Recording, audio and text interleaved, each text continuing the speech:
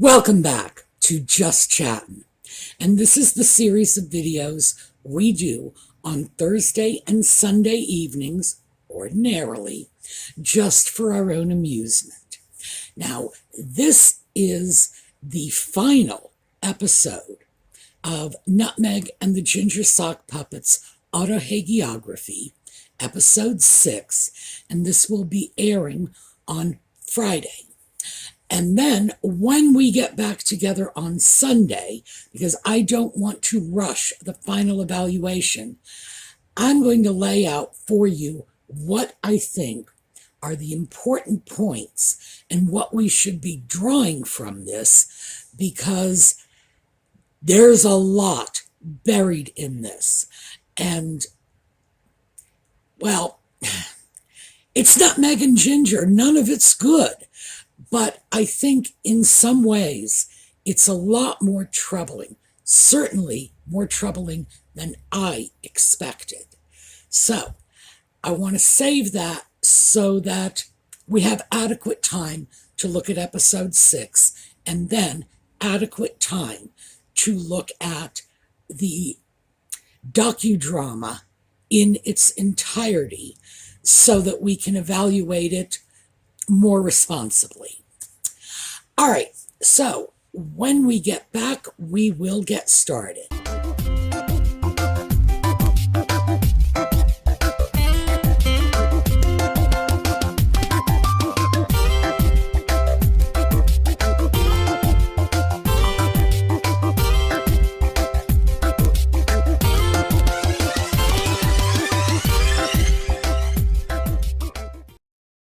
So before we actually get started, I did want to say this is the 6th episode, and I'm sure many of you have noticed that there are cuts in this, edits.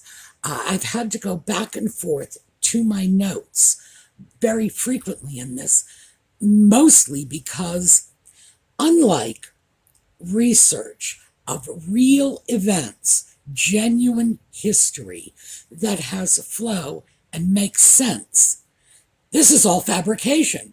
So there's no guiding thread of reality or honesty that leads you through and enables you to easily go from one point to another. Because in fact, real life, genuine events do have a flow.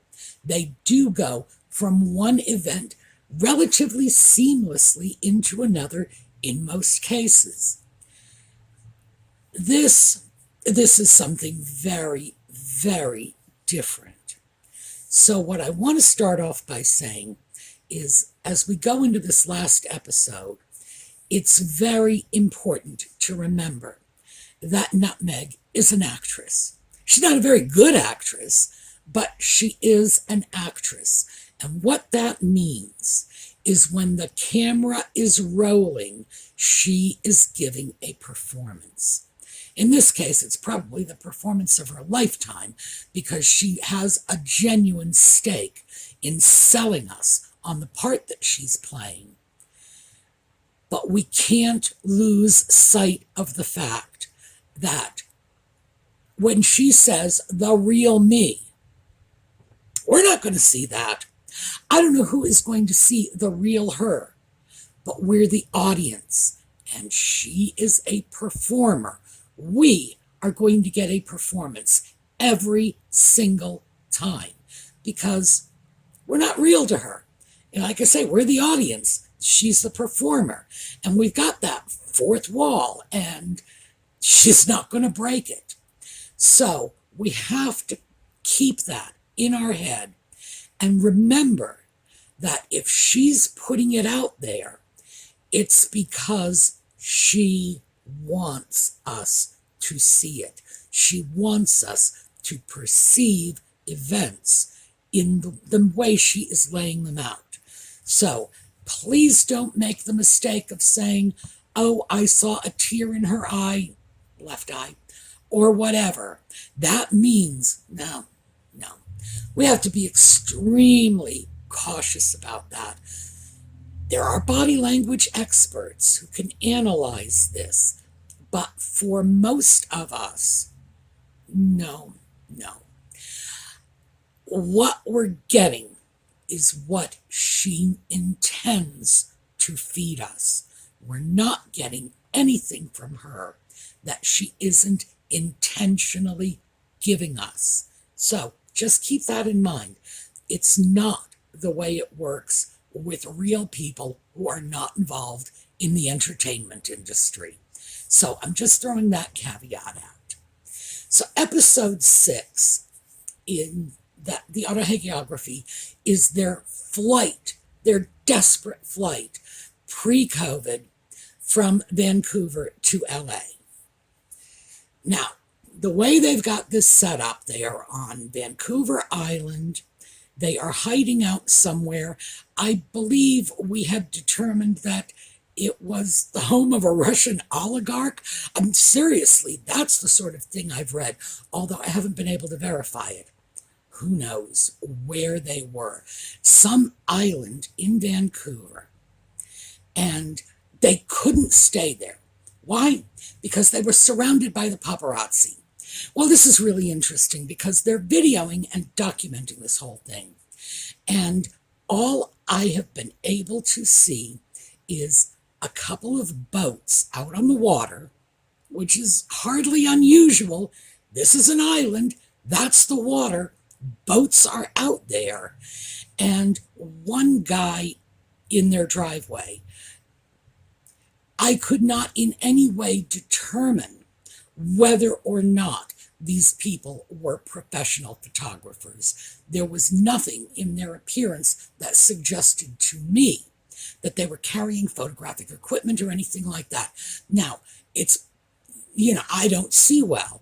That's not a secret. So it's possible there was something there that I missed.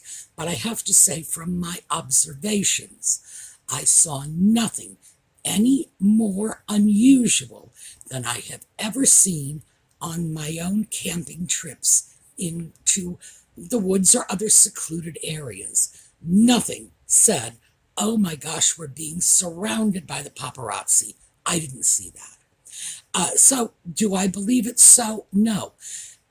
Do I believe that it happened and they didn't photograph it? No, of course not. They were determined to make their case that they were surrounded by the paparazzi. And so, of course, they would have filmed if they had been stalked endlessly by photographers. They would have done it. They would have made records so they could throw it at us. Because, in fact, their very limited records are being thrown at us. 2 boats and a guy. And that's all I had seen. So, do I believe they were being stalked and hounded by the paparazzi? No, of course not. Do I believe that perhaps there were some photographers? Sure, why not? I have no idea what the people out there were doing. Do I believe they presented any physical danger to Nutmeg and Ginger? Absolutely not. Whoever these people were, they appeared to be non-aggressive. They did not appear to be attempting to harm anyone. There was nothing that led me to believe that whoever these people were, they were a serious threat. No. So that's foolishness. But then again, once Harry said they had already made plans to leave sometime prior to the beginning of 2018, then everything is foolishness. The rest of it is just stuff and nonsense cobbled together to justify a decision after the fact, a decision they had already made. It's called ex post facto reasoning. It's actually a legitimate logical fallacy. If you study logic, there you go, ex post facto reasoning. It's when you take the events after everything has played out and say, look how these fit in together. Well, no, they don't. They didn't fit in at the time. And stringing them together after the fact is fallacious reasoning. Anyway, at this point, they were upset because the British government was no longer taking care of their security. Now, of course, Harry has said repeatedly, oh, I was going to pay for it. Well, the problem is he's also said the British people owe him the security because he was born to this risk. It's funny how Harry, for someone who is so concerned with issues like racism that are based on who you were born to be, things, physical things, your bloodline, something that's out of your control. It's funny how he'll use that when it benefits him. But anyway, he was born into this risk. So he felt that this was retaliatory. It was not, of course. They backed down from their royal obligations, and no one gets security if they are not a working royal, and that's all there is to it. So this one-sided view he's throwing out there, we were at risk. Well, I've never seen any risk. I haven't. And if they're going to make these statements, they need to back it up. You can't just say we were at risk and, oh, I don't have any evidence of it. Well, if you don't have any evidence, there was no risk. He was also complaining rather bitterly that Charles cut him off because apparently he feels some God-given right to his father's money, which is strange for a grown man in his 30s married with a putative child thinking daddy should support him. That is a kind of thinking, and I don't want to say it's uniquely British. I will say it is very 19th century British that somehow your heirs have a claim on your money. You know, if you have children, they have a right to your money. If you can support them, you must support them. Like, we don't look at this the same way in America. We really don't. I'm not sure the British still look at this the same way, but I'm pretty sure that the sock puppet does. So, fleeing, they go off to Tyler Perry's mansion. And they are running for their lives in multi-million-dollar mansions, hiding out from the paparazzi in multi-million-dollar mansions. Even at Tyler Perry's house, they claim they are being stalked by the paparazzi, and they claim to have been filming them at points during this episode. I didn't see anything. And I will grant you, I didn't see anything when it's me we're talking about. That's really not a convincing argument. I am going to withhold judgment and see if any sighted people saw anything, because I don't think there was anything there. I think it was the same as when they were in that car hiding from the alleged guy on a motor scooter in New York that they claimed was a paparazzo. Well, they claimed it was a paparazzi, but I'm telling you, they should have claimed it was a paparazzo and at least get the language straight. Like, just because the guy was on a motor scooter doesn't mean anything. You know, the couriers use motor scooters, college kids use motor scooters, grandmas use motor scooters. It's very common in big congested cities. Good Lord. So, off with Tyler Perry, and we have like this lengthy batch of video clips of how happy they were, and Archie learned to walk here, and we were just so happy, and la la la la la. Well, you know, I gotta tell you, I would be deliriously happy if someone was going to put me up in Tyler Perry's mansion, and I didn't have to pay the light bill. I didn't have to get up and go to work in the morning. I could just bask in the sun all day long and run the dogs out in the backyard.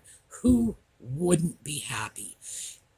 This attempt they are making to put themselves forward as just regular folks is absolutely falling short. At one point, in this episode, we see Harry with a push lawnmower, okay, not a riding mower, a push lawnmower, and he is apparently out mowing the lawn in their multi-acre estate in Montecito.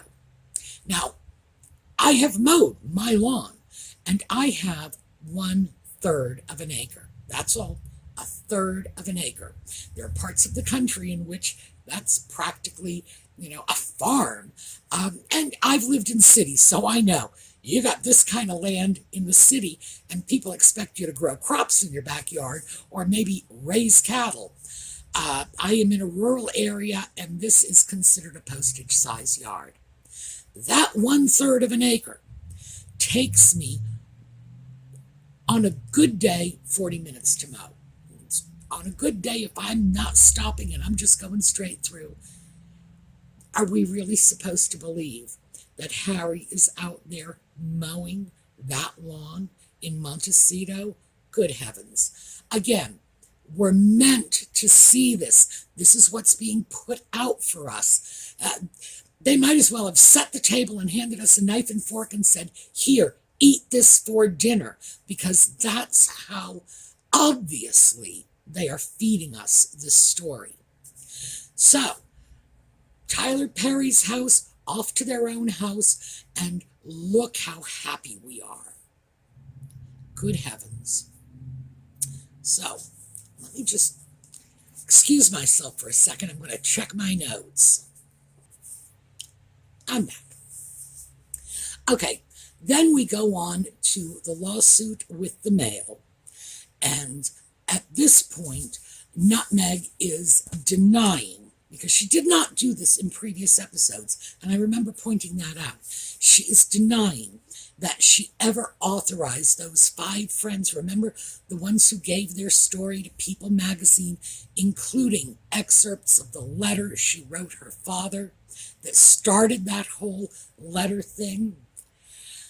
She is now denying that she authorized them to do it, but she would not reveal their name because obviously she was going to protect them the way they were trying to protect her. Oh, please. The fact of the matter is, her friends wouldn't have done that without her permission. And if they had done it without her permission, why didn't she sue People magazine for printing excerpts of her letter? It's clear she was in support of this, and anything else, it just doesn't make sense. So once we get through with this whole mail on Sunday thing, we get a new miscarriage story. Now, the way this ties into the mail is because Harry believes that the mail was responsible for Nutmeg's alleged miscarriage. And he said this right out. He is absolutely certain they caused that miscarriage. Well, he also thinks they murdered his mother. He's definitely got issues about the press, and he has no problem blaming them for absolutely everything and anything, including things they had nothing to do with. Because, in fact, it was his wife who brought the lawsuit. They did not drag her into court. She dragged them into court. So if anyone was to blame for the alleged miscarriage, it would have been Nutmeg. She could have walked away. She didn't.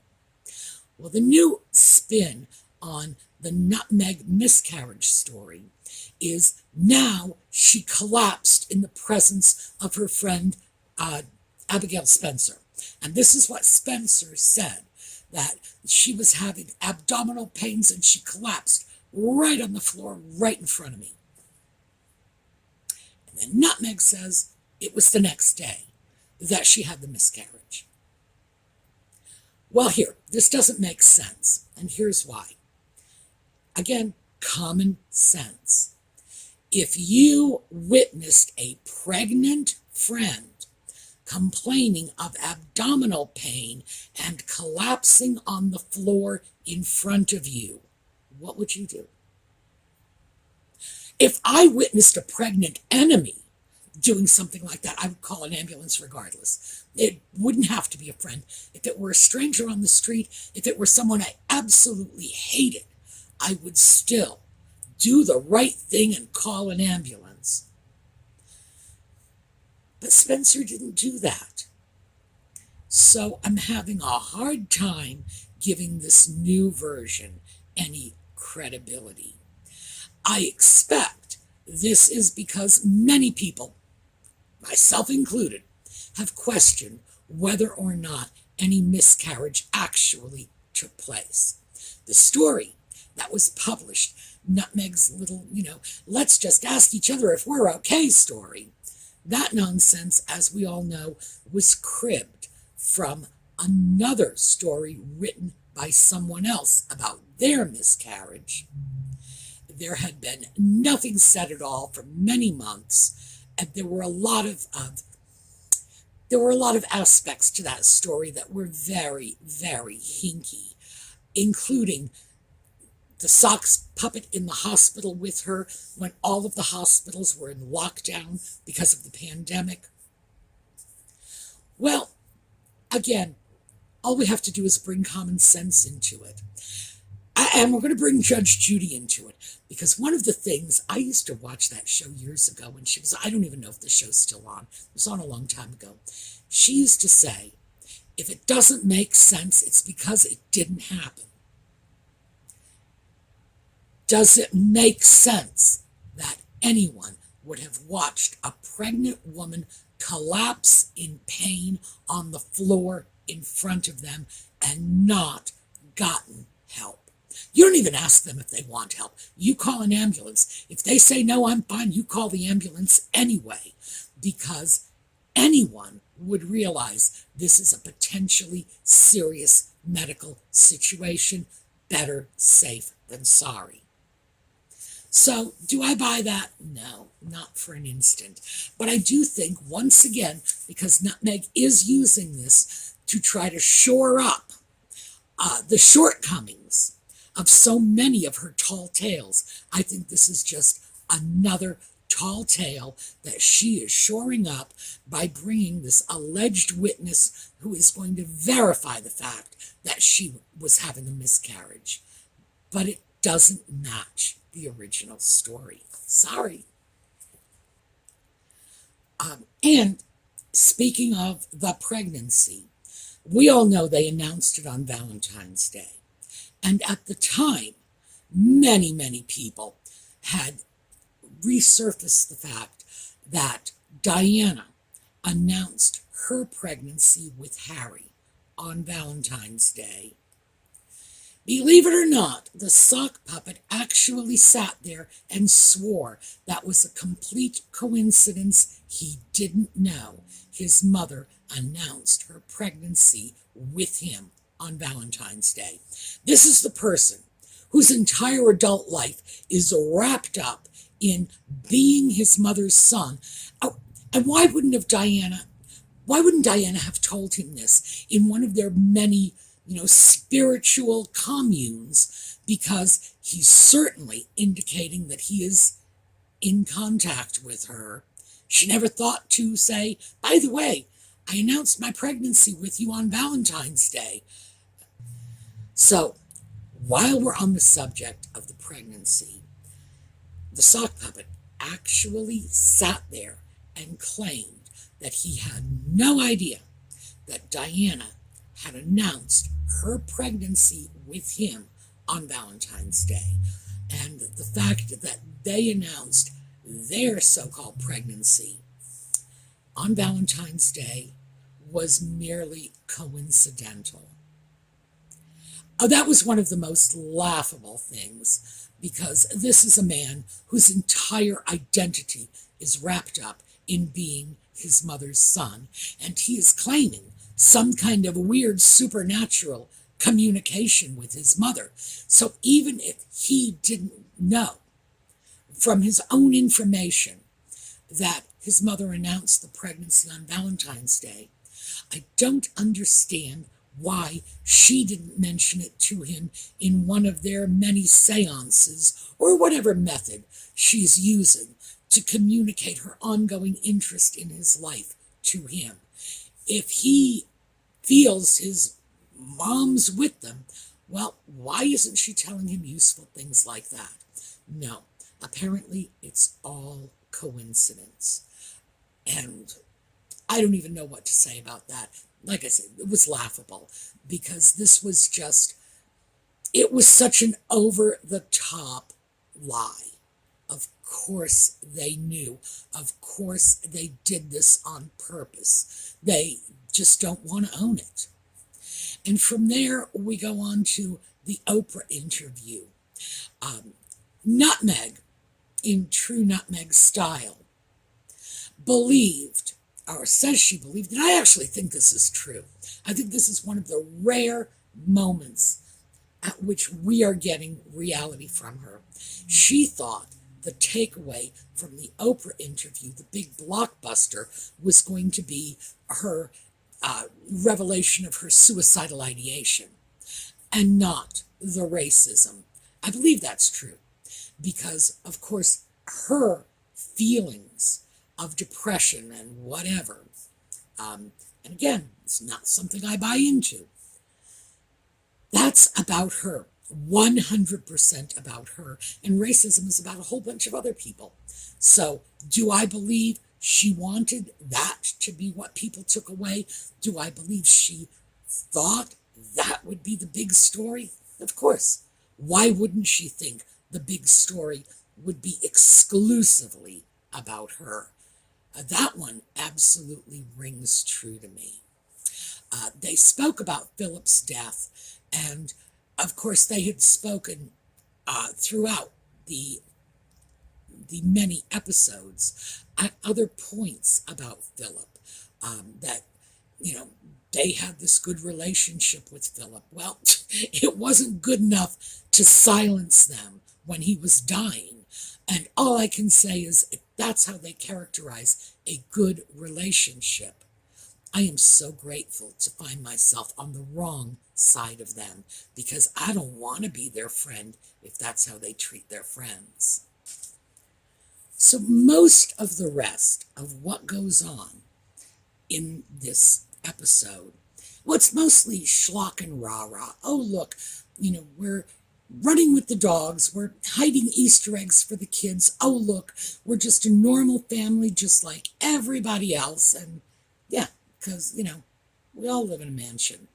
And of course, we all have whoever it is in our back pocket to be snapping pictures for us in our everyday life. Clearly, they were running around with pretty much a permanent videographer. I have no idea who was allegedly taking all these photos in all these intimate moments. They are very exhibitionistic. So this is a couple that is not troubled by other people being around them at intimate times. I'm not sure what that says about their relationship. I know most of us are uncomfortable having people on top of us in intimate moments. They're not. They're exhibitionistic. And it's not just Nutmeg the actress. Clearly, the sock puppet's an exhibitionist too. They had an Archie-Well Christmas party out there. And I couldn't help wondering if this is being supported by the donations they're receiving from the general public. I don't know. And of course, I don't generally begrudge people a Christmas party. I would have thought that people who are so obsessed with being inclusive and all-embracing would not have really looked at it as a Christmas party. But what can I say? They deal with this in their own way. But as I say, I don't begrudge people a party, but I do wonder where the money to pay for it came from, because this is an organization that is supported by charitable donations. Let me talk about the end. It ends with Nutmeg reading a poem she wrote. This woman clearly thinks she's Lord Byron. She's not. She is not even close. I'm going to go to hell just for putting her name in the same sentence with Lord Byron. It's another one of these stupid, schlocky little verses that she's written. And because she is so moronic that she actually believes this is good poetry, this is such a frightening thought. She's proud to read it out to everybody. Look what I wrote. It's like, my God, I would hide my head in shame. If anything like that ever comes out of my pen, shoot me in the head, because I'm not kidding. I have lost my mind. Might as well put me out of my misery. It was dreadful. But let me backtrack to just before the end, because I wanted to save this for last. I am stunned, utterly stunned, by how angry and paranoid and just vindictive the sock puppet is. He said at one point that he has come to accept the fact that he is not going to get apology or acknowledgement from his brother or his father, which clearly presumes that they owe him apologies or they must acknowledge their behavior. And he later, in terms that were very unsettling to me, claimed that William was responsible for Jason Knopf providing information to the court indicating that Nutmeg had lied. And that's William's fault. And I've got a lot of problems with that. It's like an onion. You have to unpeel it. What if William did tell Knopf to bring the documents forward? He's the Prince of Wales. He has to uphold the British government. It's his job. And withholding information from a court, in this country, it's a crime. I don't know what it is in Great Britain, but I'm assuming it must be either a crime or, at the very least, very bad form. The man had relevant information. He needed to share it with the court. There is no indication that William told him to do it. If he had gone to William and said, look what I have, should I give it to the court? William would have no choice but to say yes, because not presenting it is hiding evidence. But Harry has completely lost sight of the fact in this whole diatribe that he and his wife lied in the first place. If they hadn't lied, Knopf wouldn't have had any documents to begin with. So it's like, I can't believe my brother let them expose our lies. The fact that he was so vehement, it made it very clear he despises his brother, probably the rest of his family too. This is a man who is not going home, and he has said it. He has said he is in America, his kids are in America, this is his home now. That, sadly, is the most awful thing to come out of this entire docudrama. No offense to my British friends, but I have been secretly hoping we could send him back, but he's not going. He's staying here. We are stuck with him. But if we're stuck with him, there are a whole lot of issues the British government and the royal family need to deal with, or they are going to have a rival court in absentia, and that's not a good thing. So, that's what I have for you today. When we get back together Sunday evening, I'm going to synthesize this and pull out the key points as best I can, at least what I feel are the key points, and we are going to see where we're left at the end of this mess. And frankly, it really does not look good for Nutmeg and Ginger. I think they have overplayed their hand yet again. All right, we're going to take a look at a slideshow on the way out. I will find Catherine. Let's do Catherine. I was going to find something nice about. I want to wash the whole Harry's loathing of his father and brother. I want to wash that out of my mouth. So let's go with Catherine. All right, have a terrific day, and I will see you all next time.